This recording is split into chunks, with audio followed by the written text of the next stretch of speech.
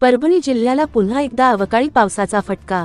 परभणी जिल्ह्यात पुन्हा एकदा अवकाळी पाऊस काही भागातील गावांना बसला असून या अवकाळी पावसामुळे शेतात उभी असलेली ज्वारी पीक जमीनदोस्त झाली आहे। एकीकडे हातात तोंडाशी आलेला घास निसर्ग हिरावून घेत असताना शेतकरी राजा मात्र हवालदिल झालाय व त्यामुळे झालेल्या नुकसानीचे सरकार माय बापाने लवकरात लवकर पंचनामे करून शेतकऱ्यांना आर्थिक मदत देण्यात यावी अशी मागणी शेतकऱ्यांकडून होत आहे। त्याचेच हे केलेले चित्रीकरण।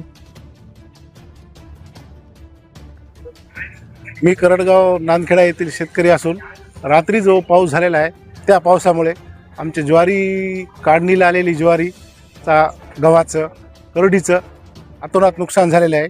आता हे ज्वारी सगळी भिजलेली आहे त्यामुळे ती खाण्यायोग्य राहत नाही, काळी पडती ज्वारी। कडबासुद्धा भिजल्यामुळे जनावरांचा चाऱ्याचा प्रश्न निर्माण झालेला आहे।